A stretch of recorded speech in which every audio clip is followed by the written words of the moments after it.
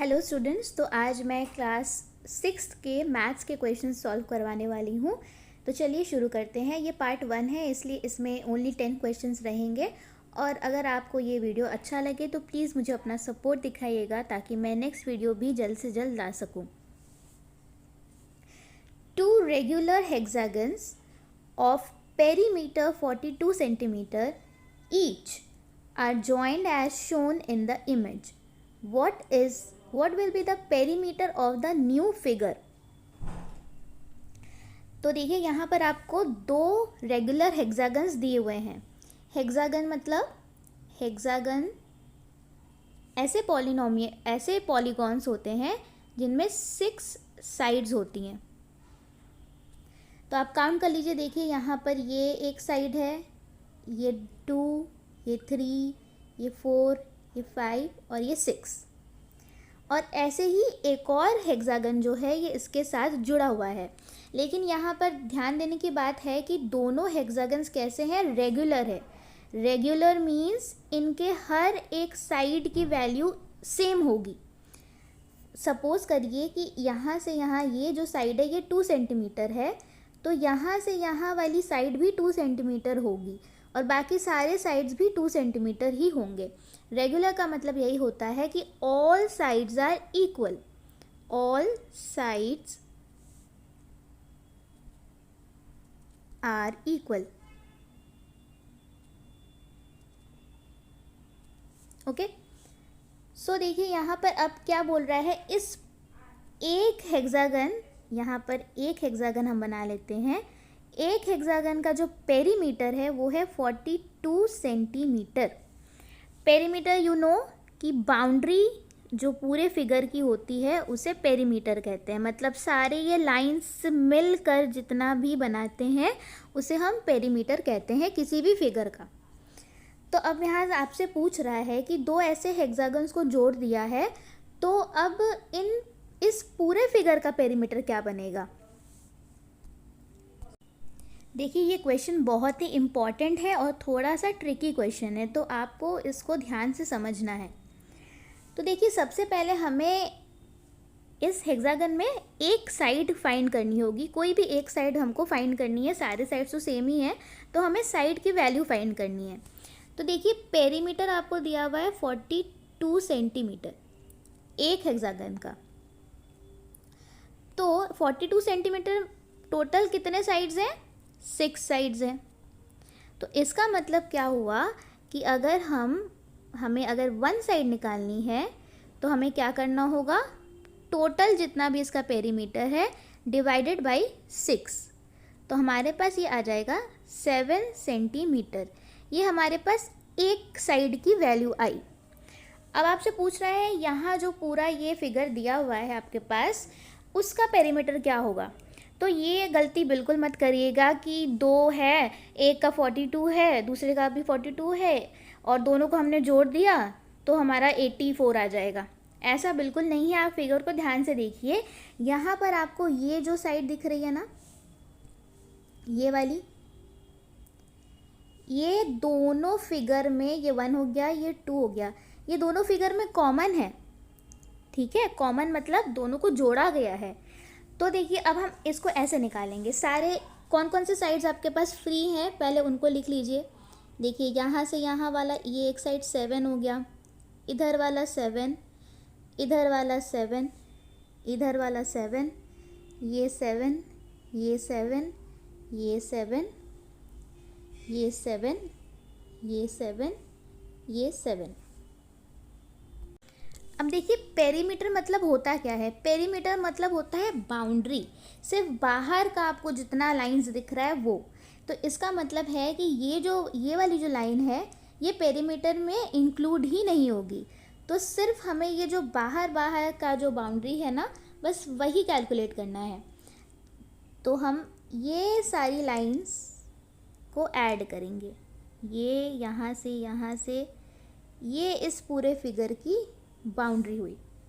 तो देखिए कितने 7 से यहाँ पे 1 2 3 4 5 6 7 8 9 10। तो 10 × 7 that is equal to 70 centimetre. हमारा आंसर होगा 70 सेंटीमीटर। ये बी वाला ऑप्शन करेक्ट है। ये क्वेश्चन बहुत ही अच्छा क्वेश्चन है और इम्पॉर्टेंट क्वेश्चन है, तो आप उसको अच्छे से समझ लीजिए। सेकंड क्वेश्चन पे चलिए सेकंड क्वेश्चन पे आते हैं। Which of the following diagrams are closed curve figure. आपसे पूछ रहा है ये जो 6 डायग्राम्स दिए हुए हैं इसमें से क्लोज्ड कर्व फिगर कौन सा है। तो देखिए सबसे पहले ये जानते हैं कि क्लोज्ड कर्व फिगर होता क्या है। जब कोई भी फिगर जो है वो एक एंड से शुरू होता है या एक पॉइंट से शुरू होता है और आकर उसी पॉइंट पर ख़त्म हो जाता है, तो उसे हम क्लोज्ड कर्व फिगर कहते हैं। जैसे देखिए कि मैंने एक ये फिगर बनाया, ये यहाँ से मैंने स्टार्ट किया इसकी लाइन, फिर ये चल के इधर गया, फिर इधर आया, फिर लेकिन लास्ट में जाके यहीं पर मीट कर गया लाइन जहाँ से मैंने स्टार्टिंग की थी। तो आपको पता लगाना है कि इनमें से कौन सा फिगर क्लोज्ड कर्व फिगर है। तो देखिए पहला वाला जो फिगर है इसमें आप देख सकते हैं ये लाइन जो है यहाँ से स्टार्ट होकर यहाँ ख़त्म हुई है, वापस सेम पॉइंट पर ख़त्म नहीं हुई है जहाँ से शुरू हुई थी। तो ये वाला ऑप्शन तो गलत हो गया। अब देखिए ये आइए, ये जो एक बना हुआ है स्टार जैसा, यहाँ पर हम अगर मानते हैं कि ये जो फिगर है ये यहाँ से स्टार्ट हुआ है इस लाइन से, तो ये देखिए ये यहाँ आया, यहाँ आया, यहाँ आया, यहाँ यहाँ यहाँ यहाँ यहाँ यहाँ यहाँ यहाँ और फाइनली वापस वहीं आकर ये जुड़ गया। तो ये हमारा हो गया एक क्लोज्ड कर्व फिगर। अब देखिए यहाँ पर थर्ड वाला जो फिगर है जो फिश जैसा बना हुआ है, उसमें देखिए अगर हम माने कि ये फिगर यहाँ से स्टार्ट हो रहा है ऐसे, तो ये एक लूप बनाता है और यहाँ आके एंड हो जाता है, वापस उस पॉइंट पे मीट नहीं कर रहा है जहाँ से स्टार्ट किया था। तो इसलिए ये भी एक क्लोज्ड कर्व फिगर नहीं होगा। हम आगे चलते हैं। ये देखिए ये एक रोप जैसा बना हुआ है, तो जहाँ से ये स्टार्ट हो रहा है वहाँ पर ख़त्म नहीं हो रहा है, वापस आके ये मिल नहीं रहा है, तो ये एक ओपन शेप है, क्लोज नहीं है, तो ये भी नहीं होगा। ये एस शेप भी यहाँ से स्टार्ट हुआ है, यहाँ आके ख़त्म हो गया, वापस स्टार्टिंग पॉइंट पर नहीं मीट किया, तो ये भी नहीं होगा। लास्ट वाला देखिए, अगर हम माने कि यहाँ से स्टार्टिंग हुई है, यहाँ से अगर स्टार्टिंग हुई है ऐसे गया, फिर हॉरिजॉन्टल गया, फिर ऐसे गया, फिर नीचे आया, फिर गया, फिर ये जाके फाइनली वहीं पर मीट कर गया जहाँ से स्टार्ट हुआ था, तो ये एक क्लोज्ड कर्व फिगर हो गया। तो देखिए कौन कौन सा यहाँ पे आपको मल्टीपल सही ऑप्शन मिलेंगे, एक से ज़्यादा सही ऑप्शन है, तो कौन कौन सा सही है, नंबर 2 वाला और नंबर 6 वाला। तो ऑप्शन में ढूंढिए कि कहाँ नंबर 2 और नंबर 6 दिया हुआ है, वो है सी में। तो आपका हो गया answer C correct. Measures 25 centimetre into 10 centimetre. देखिए ये दोनों मेजरमेंट जो है वो अलग अलग है। इसका मतलब क्या है, ये टाइल जो है ये एक रेक्टेंगल के शेप में होगा, क्योंकि लेंथ जो है वो बड़ी होती है और ब्रेथ जो है वो छोटी होती है। तो ये रेक्टेंगल हम इस टाइल को मान लेते हैं। ये इसका लेंथ दिया है 25 और इसका ब्रेथ दिया है 10 सेंटीमीटर में है, ये हमको दिख रहा है। How many tiles will be required to cover a floor of size 5 metre into 6 metre. देखिए यहाँ पर सेंटीमीटर में दिया हुआ है और यहाँ पर जो आपका पूरा रूम का फ्लोर दिया है, बड़ा सा रूम का फ्लोर मतलब ज़मीन जो होती है रूम की, वो कितनी है 5 मीटर इंटू 6 मीटर। ठीक है, तो यहाँ पे लेंथ हम लिख लेते हैं 6 मीटर और ब्रेथ लिख लेते हैं 5 मीटर। तो आपको इस चीज़ का बहुत ज़्यादा ध्यान रखना है कि कभी भी जब भी हम कोई क्वेश्चन सॉल्व करते हैं तो दोनों जो फिगर्स हैं उनकी यूनिट सेम होनी चाहिए। ठीक है, अलग अलग यूनिट्स में हम डिवीज़न नहीं कर सकते, हम कोई भी ऑपरेशन उसमें नहीं कर सकते। ठीक है, तो यहाँ पर देखिए पहले हमें क्या करना होगा, या तो मीटर से आप सेंटीमीटर में चेंज कर लीजिए या तो सेंटीमीटर से मीटर में चेंज कर लीजिए, लेकिन ज़्यादा इजी आपको मीटर टू सेंटीमीटर ही पड़ेगा, क्योंकि नहीं तो फिर पॉइंट में आंसर आने लगेगा तो वो फिर दिक्कत करेगा। ठीक है, तो आप बड़े वाले में से छोटे वाले में ही कन्वर्ट करिए। क्योंकि इसमें मल्टीप्लाई करना होता है तो सिंपली आप 100 से मल्टीप्लाई कर देंगे तो आपके पास कन्वर्जन हो जाएगा। तो ये formula 1 metre is equal to 100 centimetre. तो 6 मीटर हो गया 6 इंटू 100 सेंटीमीटर, तो ये हो गया 600 सेंटीमीटर, और 5 मीटर हो गया 500 सेंटीमीटर। ठीक है। अब एरिया का formula, area of a rectangle, area किसका, रेक्टेंगल का, क्योंकि हमारा जो ज़मीन है, फ्लोर है, वो क्या है, वो रेक्टेंगल शेप में है। Length into breadth. ठीक, तो लेंथ हो गया आपका 600 और ब्रेथ हो गया 500। अब इतनी जगह में आपको टाइल्स बिछाने हैं और टाइल्स का, एक टाइल का एरिया कितना आएगा, इसका भी लेंथ इनटू ब्रेथ। तो हम पूरे फ्लोर के जो एरिया है उसको एक टाइल के एरिया से डिवाइड कर देंगे। इसका एरिया, टाइल का एरिया क्या हो जाएगा, 25 इंटू 10 सेंटीमीटर, क्योंकि लेंथ 25 है और 10 ब्रेथ 10 है। तो 25 नीचे हम लिखेंगे 25 इंटू 10। आप इसको पूरा मल्टीप्लाई करके भी सॉल्व कर सकते हैं, या तो आप इसको जैसे मैं दिखा रही हूँ कट करके वैसे भी कर सकते हैं, टाइम बचेगा। पूरा मल्टीप्लाई करने जाएंगे तो समय लगेगा। तो देखिए पहले ज़ीरोज़ को कैंसिल करते हैं, ऊपर और नीचे हम ज़ीरो को काट सकते हैं। तो यहाँ एक ज़ीरो है, यहाँ आप कोई भी आप ज़ीरो काट लीजिए, चाहे 600 का एक ज़ीरो काटिए लास्ट वाला, या 500 का। अब देखिए यहाँ 25 नीचे बचा और यहाँ 50 बचा। तो 25 के टेबल में 50 2 टाइम्स में आता है, तो यहाँ हम काट देंगे। तो यहाँ हमारे पास क्या बचा, 600 इंटू 2, तो ये आ गया 1200 या 1200।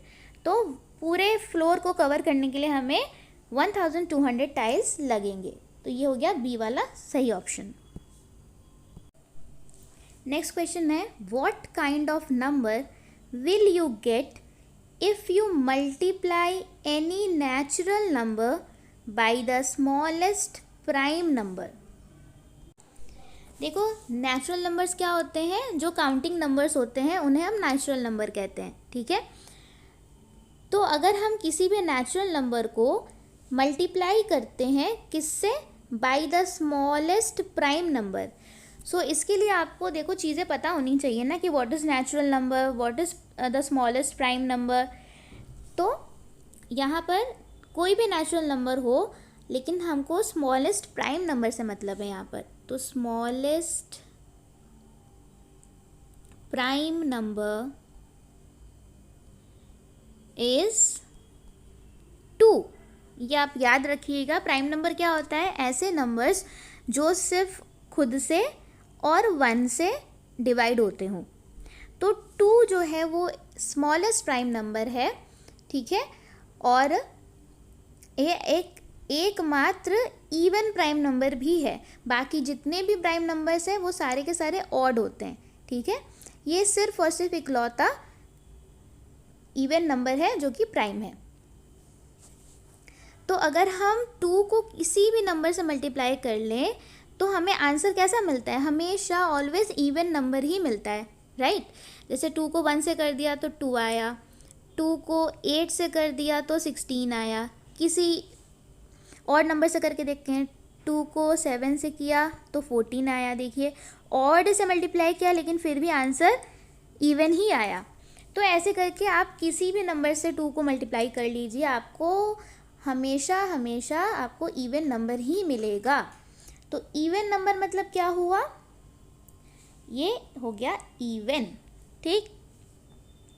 यहाँ इवन की जगह आपको डिविजिबल बाय 2 भी दे सकता था। ठीक है। ऑप्शन हमेशा ध्यान रखिएगा कि कैसे कैसे क्वेश्चन पूछ सकता है, क्योंकि सारे इवन नंबर क्या होते हैं, सारे इवन नंबर 2 से डिविजिबल होते हैं।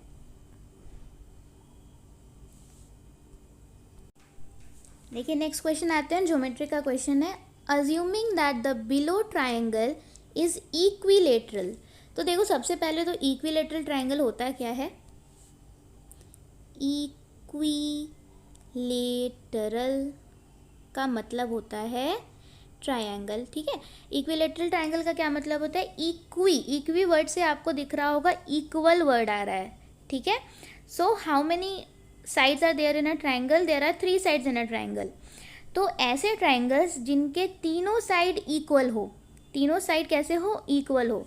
मतलब जैसे एग्जांपल के लिए हम ले लेते हैं, अगर ये एक ट्रायंगल है तो इसको अगर इक्विलेटरल होना है तो इसका मतलब इसका एक साइड अगर 5 सेंटीमीटर का है तो दूसरा भी 5 का होगा, तीसरा भी 5 का होगा, तब जाके ये एक इक्विलेटरल ट्रायंगल कहलाएगा। तो आपसे पूछ रहा है कि अगर हम मान लें कि ये जो गिवन ट्रायंगल है वो इक्विलेटरल ट्रायंगल है, तो how many lines of symmetry would it have? तो इसमें कितनी लाइन्स ऑफ सिमेट्री आपको मिलेगी? अब देखिए एक और नया कॉन्सेप्ट यहाँ पर आ गया।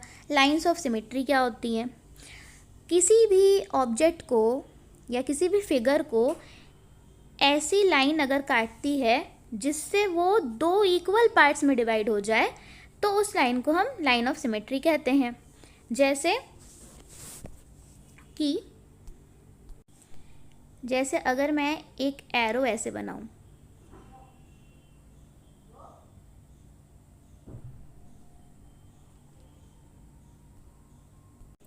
ये बहुत रफ सा फिगर है लेकिन आपको समझने के लिए ये काफ़ी है।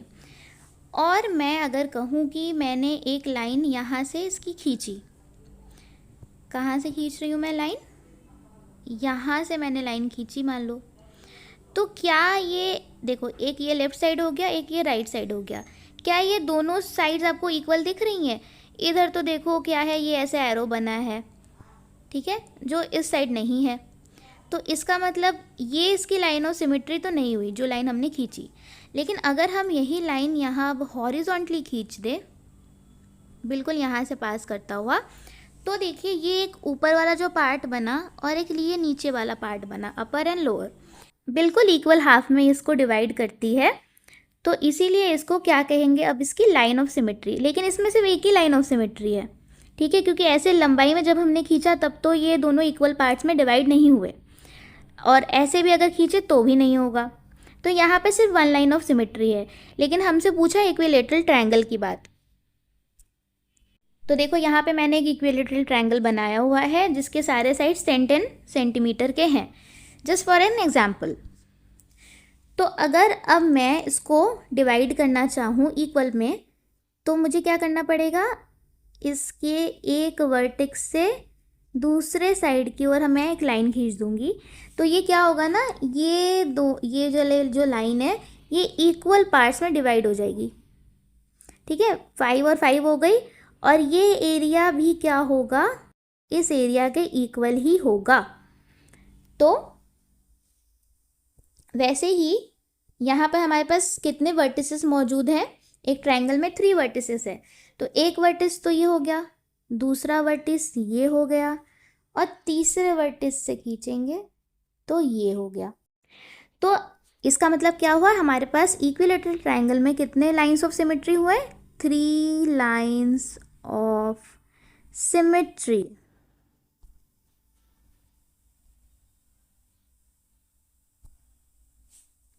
तो इसका आंसर हो जाएगा डी। अब देखिए नेक्स्ट क्वेश्चन। रोहन बॉट मतलब खरीदा 9 चॉकलेट्स एंड 7 टॉफ़ीज़ फॉर ₹250। उसने 250 रुपीज़ में क्या क्या खरीदा? ₹250 में उसने क्या क्या खरीदा? 9 चॉकलेट्स खरीदे और 7 टॉफ़ीज़ खरीदी। If the cost of 1 chocolate is ₹20, find the cost of 1 toffee. तो आपसे कह रहा है कि अगर एक चॉकलेट की कॉस्ट कितनी है? 20 रुपीज़ है, तो एक टॉफ़ी की कॉस्ट आपको फाइंड आउट करनी है। तो देखिए इसको कैसे निकालेंगे। सबसे पहले तो देखिए कि चॉकलेट्स उसने कितने खरीदे, 9 चॉकलेट्स खरीदे, तो एक चॉकलेट की कॉस्ट 20 रुपीज़ है, तो 9 चॉकलेट्स की कॉस्ट कितनी होगी? 9 × 20, 180 रुपीज़ हो गई, ठीक। लेकिन टोटल उसने अभी कितने पे किए हुए हैं? टोटल उसने 250 पे किए हुए हैं। तो इसका मतलब हुआ कि 250 में से अगर मैं 180 माइनस कर दूं तो जितना भी पैसा बचा होगा वो किसका पैसा बचा होगा, वो टॉफ़ी का पैसा बचा होगा। तो 250 में से 180 माइनस कर दीजिए,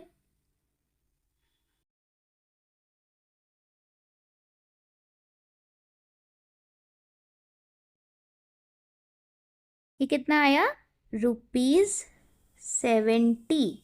इसका मतलब कि टोटल उसने जितनी भी टॉफ़ीज़ खरीदी वो ₹70 की खरीदी, लेकिन कितनी टॉफ़ी खरीदी थी, 7 टॉफ़ी खरीदी थी।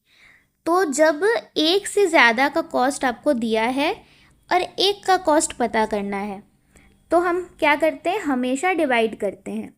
तो टोटल टॉफ़ी का कितना पैसा हुआ, ₹70, लेकिन टोटल टॉफ़ी खरीदी कितनी थी, 7 टॉफ़ीज़। तो इसको डिवाइड कर देंगे तो हमारे पास आ जाएगा एक टॉफ़ी की जो कीमत थी वो क्या है, ₹10। तो ये हो गया ए वाला आंसर।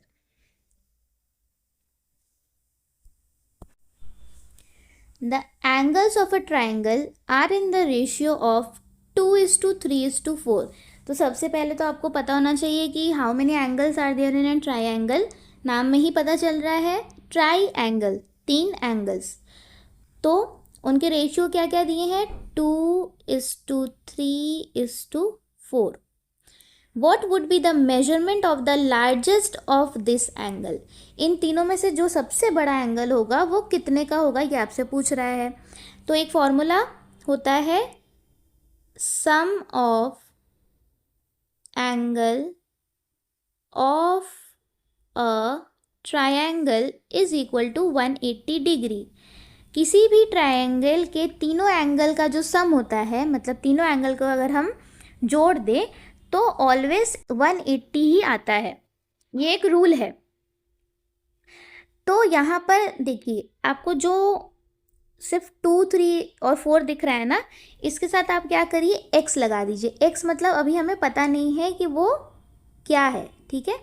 2x प्लस 3x, क्योंकि ये रेशियो दिया है ना, तो 2x प्लस हमको जोड़ना है क्योंकि सम ऑफ एंगल्स निकालने हैं, plus 4x is equal to 180 degree. सारे x वाले टर्म्स आपस में ऐड हो जाएंगे। तो 3 + 2 5, 5 + 4 9, 9x is equal to 180 degree. ठीक है, मैं डिग्री नहीं लिख रही हूँ, वो आप समझ लीजिएगा। अब देखिए 9 और x क्या हो रहे हैं, आपस में मल्टीप्लाई हो रहे हैं। जब साइन कुछ नहीं है ना इनके बीच में, इसका मतलब ये मल्टीप्लाई हो रहे हैं। हमें क्या चाहिए, हमें x चाहिए। तो हम क्या करेंगे, जो भी कांस्टेंट नंबर हमें यहाँ x के साथ दिख रहा है उसको हम इधर लेके जाएंगे। लेकिन रूल ये है कि अगर 9 यहाँ पर मल्टीप्लाई हो रहा है इज इक्वल टू से लेफ्ट साइड में, तो जब ये राइट साइड में जाएगा तो क्या हो जाएगा, ये डिवीजन में चला जाएगा। तो x is equal to 180 upon 9, तो ये हमारे पास आ गया 20। x की वैल्यू 20 आई। अब देखिए, अब पहला एंगल आपको दिख रहा है कि 2x है, मतलब x की वैल्यू जितनी भी होगी उससे डबल है। तो पहला एंगल तो आपके पास आ जाएगा 40 डिग्री। दूसरा एंगल देखिए 3x है, मतलब 3 × 20 60 डिग्री। और सबसे बड़ा एंगल कौन सा है, 4x। ठीक है, तो ये कितना हो जाएगा, 80 डिग्री। तो इसका आंसर आ गया 80 डिग्री। अब नेक्स्ट क्वेश्चन पे आते हैं। The number of boys in a school is 15 less than twice the number of girls in that school. If the school has x girls, how many boys are there in the school. देखिए, ये आपको equation बनाना सिखा रहा है, ठीक है। एक कोई वैल्यू जो आपके पास पता नहीं है, अननोन है, वो आपको x मानने के लिए बोला जाता है। तो यहाँ पर देखिए क्या बोल रहा है, x क्या है, x है number of girls in the school, कि कितनी लड़कियां हैं। अब देखिए यहाँ क्या कर बोल रहा है, नंबर ऑफ बॉयज़ कितने हैं स्कूल में, it is 15 less than twice the number of girls in that school. Twice का मतलब होता है डबल। तो लड़कों का जो नंबर है वो कितना है, 15 less than twice the number of girls.